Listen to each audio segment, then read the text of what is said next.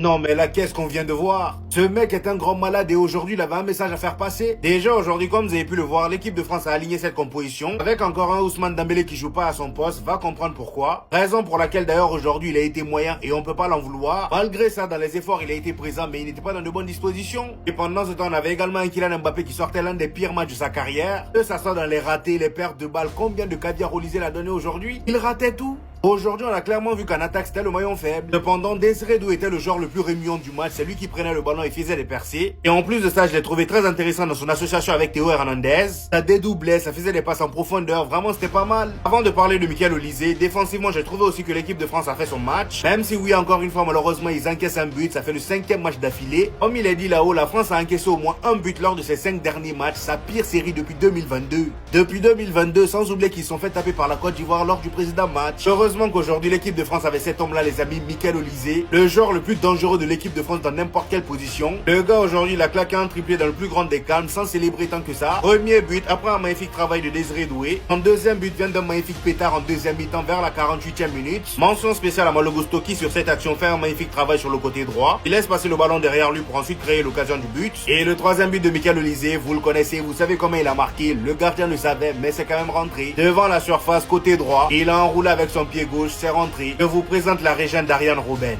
Les gars, c'est bon. Pérez, il est en train de remplir le chèque de 200 millions pour Olysée.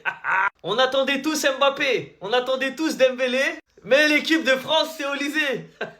Triplé de la part d'Olysée, pap, pap, pap. Et le troisième but, wouh, c'est la spéciale, hein. Il rentre sur son pied gauche. On sait qu'il va rentrer sur son pied gauche, mais au final, il trouve l'angle pour tirer et ça finit en lucarne. Voilà. Franchement, quel match de sa part. Déjà, avant qu'il mette le triplé, je lui mettais 10 sur 10. Mais avec le troisième but, je lui mets 12 sur 10, 15 sur 10. La vérité, il n'y a rien à dire sur son match. En fait, il était partout. Il était à droite, il était dans l'axe, il était à gauche, il était dans le dribble, il était à la passe, il était à la frappe, il était au but. Il était numéro 10, en même temps, il était ailier. S'il fait une Coupe du Monde, à l'image de son match de ce soir, les gars, attention, le ballon d'or, attention. Donnez-lui le numéro 10, hein. Il le mérite, ça y est.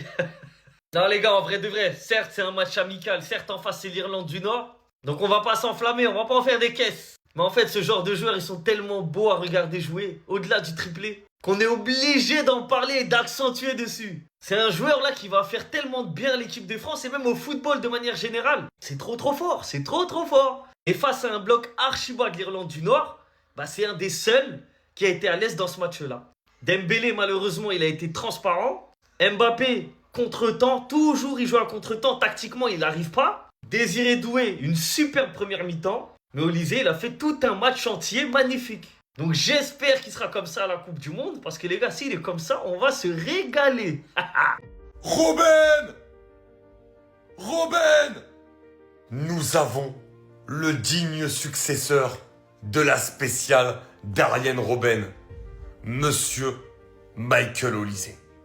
Car ce soir, nous avons assisté au show Michael Olysée. Lui qui a pris une dimension complètement folle, que ce soit en club au Bayern Munich cette saison ou également en équipe de France depuis 1 an et demi maintenant. Un joueur qui est tout simplement imbougeable à son poste. Et alors que la lumière risque d'être sur des Kylian Mbappé ou des Ousmane Dembélé, bah finalement c'est parfait pour Michael Olysée. Parce que ce mec-là va pouvoir faire une Coupe du Monde extraordinaire. Parce que c'est le mec qui est capable de te décanter des situations quand tu es en difficulté, quand tu joues des blocs bas. Et on sait qu'avec l'animation aujourd'hui offensive dont dispose l'équipe de France, énormément d'équipes, même des grosses sélections, attendront l'équipe de France avec des blocs bas. Et il faudra trouver des solutions. Et Michael Olysée, des solutions, il t'en apporte.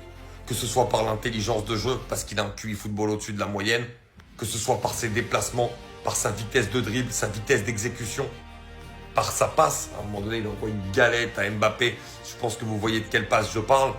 Et également par sa spéciale. Le digne descendant d'Ariane Robben, mesdames et messieurs. Celui qui est capable, sur 1 ou 2 crochets, de se mettre dans sa position pied gauche, d'aller frapper. Tout le monde la connaît, mais personne ne peut l'arrêter. À l'instar d'Ariane Robben. Le show Michael Olysée est le successeur d'Ariane Robben. Incroyable.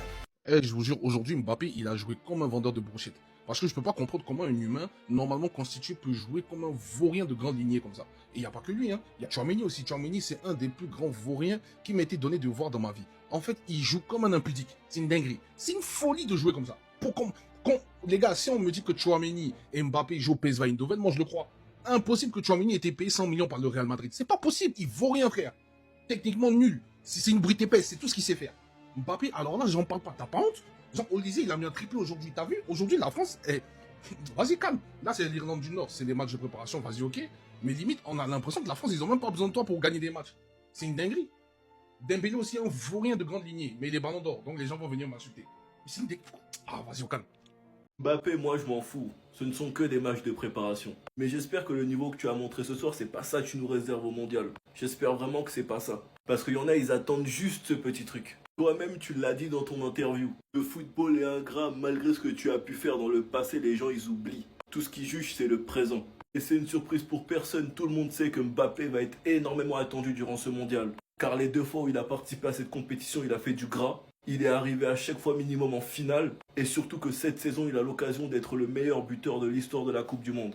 Au vu de tout ce qui se dit, les histoires de back-to-back du PSG, les histoires de back-to-back saison blanche de Madrid, tout le monde va t'attendre durant cette Coupe du Monde afin de faire leur réelle conclusion. Il y a des gens qui te défendent depuis des années. Ils ont tous donné rendez-vous en Coupe du Monde. Et on dit que beaucoup allaient retourner leur veste en Coupe du Monde. Donc eux, tu dois pas les décevoir, c'est pas possible. Et même pour l'équipe de France, je ne vois pas comment la France ne pourrait pas la gagner avec la qualité qui est autour de lui. Surtout si Mbappé est à son meilleur niveau. Vu les joueurs qu'il y a autour de lui, il a même pas besoin de se prendre la tête, ils le mettront dans les meilleures dispositions. On attend de voir ce que ça va donner au mondial. Mais les gars, le football il a changé. Maintenant le chouchou de l'EDF, le meilleur joueur de l'équipe de France, Michael Olysée. Déjà rien qu'au vu de sa saison, de ce qu'il réalise avec le Bayern, aujourd'hui pour le dernier match de préparation c'est triplé. Comme quoi Olysée est la preuve que tu peux ne pas être avare d'efforts, courir beaucoup sur le terrain, presser, ne pas être égoïste, en recherchant constamment tes coéquipiers et quand même finir avec un triplé. Et honnêtement, il aurait même pu finir avec facile 2 passes D. Ce qui est bien dans cette équipe, c'est que maintenant, offensivement, on va plus dépendre que d'un seul joueur. Avec le réveil de Dembélé sur ces dernières années, qui on espère aura le même niveau avec l'équipe de France, l'éclosion de Désiré Doué, qui fait d'ailleurs un top match aujourd'hui, c'était l'un des meilleurs sur le terrain, sans même parler des jokers comme Cherki ou bien même Barcola. Moi qui avais peur de revivre la même chose qu'à l'Euro, c'est-à-dire un effectif de qualité, mais ne pas prendre du plaisir devant ma télé. Je pense qu'avec un joueur comme Olysée, c'est pas possible. En tout cas, cette Coupe du Monde, ça promet. Sinon, vous les gars, vous en pensez quoi? Ramenez-vous sur Snap, on s'ennuie.